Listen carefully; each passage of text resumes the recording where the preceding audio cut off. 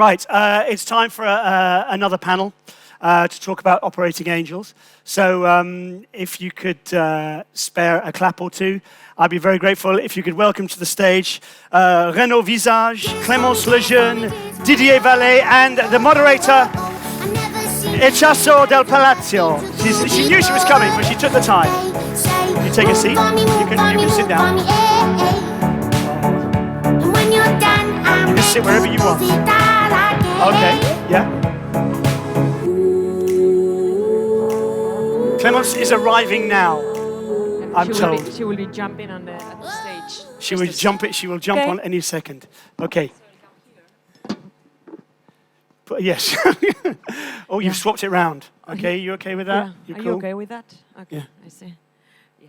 Hi, how are you? It's difficult to go after that inspiring talk, right? I guess we are going to be talking about something more, I would say, of today's ecosystem in Europe and a change that we have seen. I think I would like to understand a little bit who is in the audience. We were wondering ourselves too when we were preparing the questions. How many of you are VCs, venture capitalist investors or corporate investors? How many of you are investing? Many of you, I would say like a third of you. How many of you are operators working in startups or founders? Any founders here? Yeah, so operators, we will put those also in the operating side of it. How many of you are doing angel investments? Cool, so that's what we are going to be talking about. My name is Itxaso, and I am a partner at Notion Capital. It's a venture capital firm. We are based in London. I'm Spanish, if you didn't figure that out yet, but based in London, and they gave me a passport, so they are pretty desperate in that country with this accent. Can you imagine? But yeah, we are going to be talking about the raise of angel investors. As you probably know, many investors, many VCs are working today with angels, and there are many operators who built their companies and went back to start investing in businesses. And I think that has created a new paradigm and a great support for entrepreneurs coming up and building their businesses. So we have Clémence just joining, but before we join, maybe we start doing a quick introduction of you guys. Renaud, do you want to just introduce yourself? Sure. My name is Renaud Visage. I'm the co-founder and ex-CTO at Eventbrite, the event ticketing company you used today for the Daphne event. I've been angel investing since 2014, pretty much by accident. The first one became a unicorn later, so of course it made me want to do more. I've done about 70 plus angel investments across France, US, UK, Germany, and a few other countries here and there. I try to be helpful, but I don't push myself. If they don't need me, great. But it's been fun. I love working with entrepreneurs, trying to understand their problems, come in whenever they need us, and also working with other angels. I learned a lot. I work with funds as well, so I work with Index Venture for a year and Point9 at the moment as a venture partner. Just very quickly before we go into Didier, I want you to tell me why are you investing, and you need to rank these reasons. 1, make money. 2, help founders in whatever you did before. 3, contribute to the ecosystem.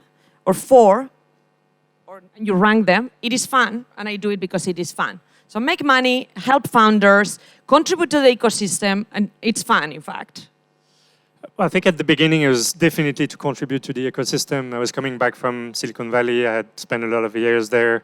I wanted to give back, and the best way to do that was to work with leaders. So I worked with Le Camping, for example, at the time, here in France, and a few others, Seed Camp in the UK, Startup Bootcamp in Berlin. And then through that, I met several companies, invested in a few. But it was all about giving back. I think now it's because it's fun. I love working with entrepreneurs, so helping entrepreneurs is now probably the top that I would rank. Making money, well, it takes many years before you make money, so definitely don't do that. If you're after making money, it's not a great way. The returns are good sometimes, but it takes a long time. Mostly because it's fun today, I would say, as my top one. Excellent. Thank you so much, Renaud. Didier, thank you for being here with us. Do you want to do a quick introduction, and then we will go to the question asking you, why do you invest, in fact? Okay, so good evening, everyone. So I'm Didier Valet. I'm ex-deputy CEO of Société Générale, where I spent 18 years. So I was active during the global financial crisis, so it was quite a hot period of time. I left SocGen 5 years ago. I built my own advisory company, and I decided to invest in startups, mainly fintechs. And today I have 70 plus companies in my portfolio. So that's it. Excellent. And why I need did to you rank. Exactly? Now you need to rank. So as a banker, I started by the end. So at the beginning, I started because I thought I will make money, which I made. But as you said, Renaud, it takes time. So you should wait a little bit. Second, it was also a little bit for fun because one of my first investment was in Voodoo. So I was relatively lucky, even if I was exited too early. So I was not able to get Voodoo as a unicorn. And then growing, especially in the fintech space, I found extremely interesting to help funders.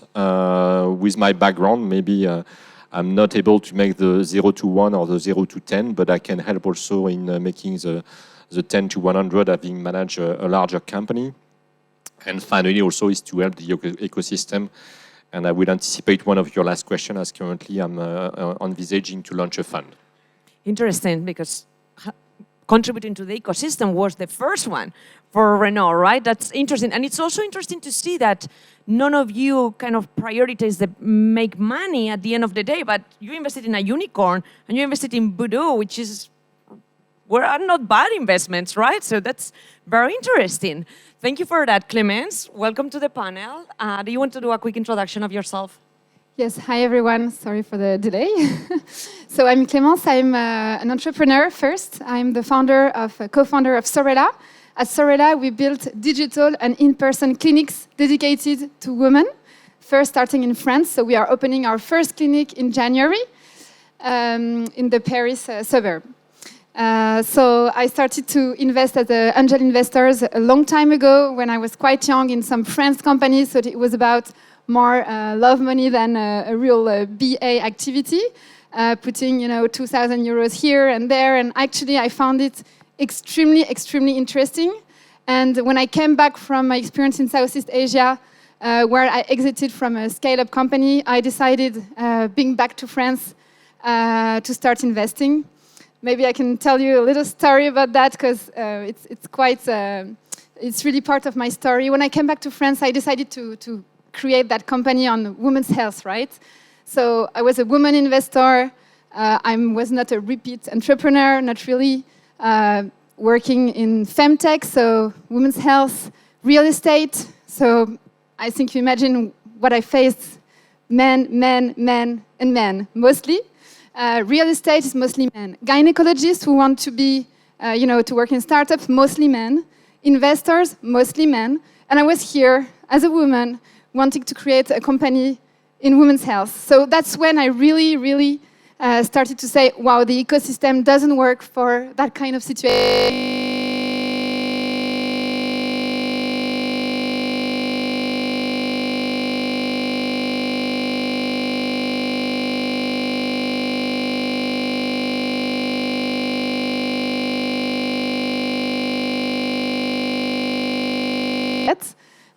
I do have 6 at the moment, but it's a start. Excellent. And why did you start investing? Again, the 4 reasons are make money, help founders, contribute to the ecosystem, or having fun. Yeah, so the why is really that story I just told you about, what happened when I decided to build my company in the femtech sector. So the first reason why definitely to support the other founders, the other women founders. So that's when we created Leia Capital. So I'm also the co-founder of Leia Capital, which is a business angel fund. We started last year with 14 women, business investors, business angels. And we just launched the second fund with 30, we are now 30 women business angels. So my first reason was definitely to support the other funders, and second reason to really impact the ecosystem, change the ecosystem. I wouldn't say it's only fun. It's also extremely interesting. I'm learning a lot as an entrepreneur. And last one is definitely about making money. But again, I just started really doing this a year ago. So time will come. Excellent. So I don't know if you guys know, but there are some statistics which basically show that only 8% of the VC investors, of the partners in VC firms, have in fact operational experience in high growth businesses. Only 8%. And I believe Europe is not on the top of the numbers of operational investors. So I'm going to be here taking into account all the VCs that we have in the room. I'm going to be a little bit controversial, and I'm going to ask Renaud to tell me, maybe I know you for a longer time and I can ask you this question. Do you really think that with your operational experience, in fact, you can choose better businesses and outperform the investments, the returns of the VCs? I'll try not to be controversial because I don't think it's that simple. I think VCs bring a lot of value to companies because they're exposed to so many different businesses. They look at so many decks. They can see the trends. They can see what the entrepreneurs that they invest in should be actually doing or investing in. As operators, we bring a different set of skills that are equally needed, I think, to grow companies to the maximum speed that they can grow at. So it's finding, for entrepreneurs in the room, I think it's finding the right composition of the advisors, and I would include the traditional VCs that come from finance. In the US, there are many more entrepreneurs turned VCs, I would say, than in Europe. And complement them with the angel investors, if possible, because then you get additional capital that also have the operational experience that you're going to be lacking. And for that, it's really being self-aware as entrepreneurs. Experienced entrepreneurs usually don't need us. They've gone through it before. They know what good looks like in terms of hiring, in terms of processes, in terms of scaling.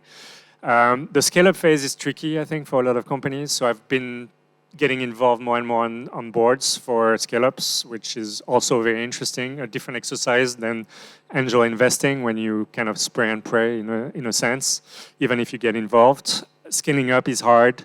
You can get to 10, 20 million in revenue, but getting to 100 million is another story.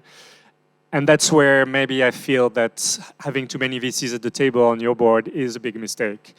In the US, it doesn't happen like that. We find people who are contributors, operators from the industry, from large companies, from different backgrounds, because you really need that different wealth of opinions and past experience to really get the most out of your company that you can. So that might be the controversy part. I think in Europe, we tend to stick around with VCs for way too long when we should think of our board as something we need to build over time with the right expertise. Maybe more in the growth side, right? When you start exactly. scaling and experience on scaling businesses is when it comes the majority of the support. That's great. What about if we think of the entrepreneurs? Do you think, Clemence, you as an operator have a better chances to win a deal and to get in that deal because founders like you, as you've been on the same warrior environment and building your own business and you know how to help them? Do you think you win deals much better or stronger than position than VCs? So unfortunately, the biggest reason, the largest reason why we do win deals with Leia Capital, it's because women founders are looking for women business angels. So that being said, that's one of the main criteria why they come to us and they would let us enter in a round when they are not letting other business angels join the round because they already almost closed the round. So that happens actually pretty often. But the other thing why entrepreneur let Leia Capital come, even if we have quite a small ticket, it's because we are 30 women with 30 networks, with 30 different jobs full time. So we do invest, during nights and weekends. It is not our full-time activity. So they know that with all these women having a full-time operating activity, they will benefit from a day-to-day support. And maybe later I can tell you a bit more about how we support them. Excellent. So we are going to talk a little bit more about the partnerships. In fact, Didier, obviously in your past career, you work with very big businesses, big partnerships, and you know how important, in fact, is to partner with the best people. So when you are selecting your investments, do you look at who are the VCs that you are partnering with, and how do you advise the founders to go about it? It's a little bit of mixture because at the seed stage, sometimes you have one VC or no VC. So it's quite early when I'm investing. So first I'm selecting the funders on the team, the appetite, the go-to-market. But it's true that also to say, as Renaud mentioned, when the companies start to grow at Series A, Series B, and so on, what matters is really to be sure that first they have the right VCs onboarded.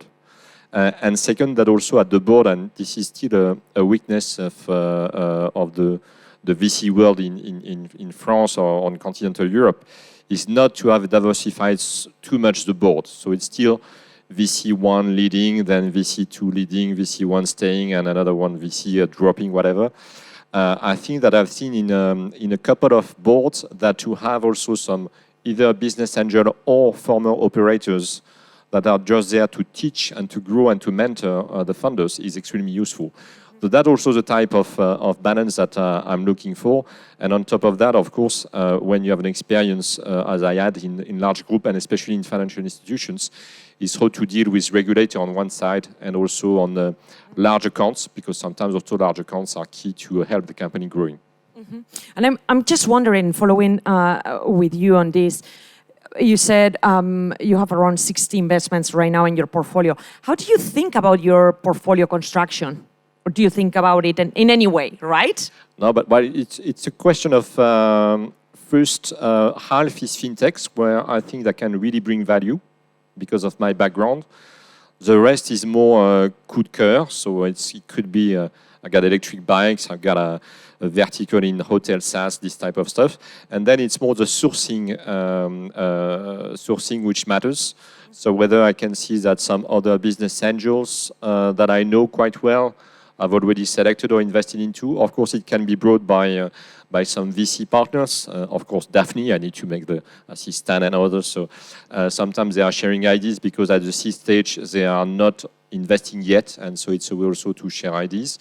So I guess it really depends on the sourcing channel that the deal has come from. And there, let's say, after 70 deals, I start to know what are the good, the excellent, and maybe the less good ones. Yeah, and I think you said something very interesting, which is this, I'm working with Daphne, obviously, and with other VCs. I think we have right now like a third of the people around the audience, they are operators. And I think it has been proven here that there is an appetite for founders to raise money from operators. What would be the advice that you would give to those operators? Maybe we can start with you, Renaud, and we go around the table. One piece of advice to those operators so that they can get started investing as angels. And what would you say about it? Well, I think it's becoming more and more competitive to be an angel. There are a lot of them. There's a lot of money sitting around, and venture has been an attractive space to invest in, given the returns on the stock market and other types of investments you can make. So you have to realize that, and I think one way to get ahead of others is to show your value much sooner and in a much more predefined way, I would say. First to the VCs out there, so pick ones that you like, that invest in spaces that you enjoy looking at or thinking about, and then try to extract what you've learned in your career and your expertise and package that into something they can then match you with the companies that need this advice. So for me as an ex-CTO, I've built teams, I've built products, I understand what it takes to have constant demands from your sales team, marketing team, and to know what to do when you get 10 million in the bank account, and as to how you hire, how you create different teams, how you motivate them, how you retain them over the long term. So that's why I try to sell to the venture investors out there as my skills. And when they think of technical companies, for example, dev tools. I was the buyer of a lot of dev tools during my track at Eventbrite, so I know what the process is to sell to me, and that can be very valuable for companies that they invest in. So that's one angle, I think. Excellent. Didier, do you want to go next with that piece of advice? I think that first it's about patience, because you need also to grow your reputation progressively. Let's say at the beginning, the first year, maybe I made only 5 deals, which were a part of coming from nowhere. And I would say, if you work properly with funders, and if they start to chit-chat about you, about the fact that you are bringing value, then it starts to create also some momentum with VC, but also with other funders. So don't think that, I don't know, because you made some cash out, that suddenly you will have to make 20 deals in a year. Let's say, take your time, build your reputation, choose and cherry pick the best companies that you feel you want to invest into, and then it will make it work. Yeah. Excellent. And last but not least, Clemence, any piece of advice? Yeah, sure. So first of all, for all the operating women who want to invest, sorry, my angle is really a woman one, but that's important. Do not hesitate to start.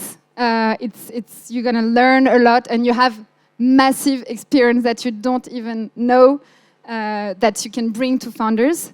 There is not a lot of competition to invest as a woman if you have operating experience. So please bring this value to the founders and don't keep it for yourself.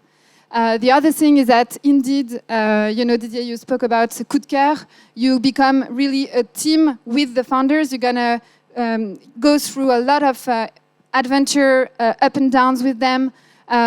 So you can be very helpful to them as a business angel. So don't underestimate that. It's a very exciting adventure that you can start. I love to finish with that optimistic and positive message, in fact, because I do agree. So yeah, I think you guys, thank you so much for joining me, and you deserve a big round of applause.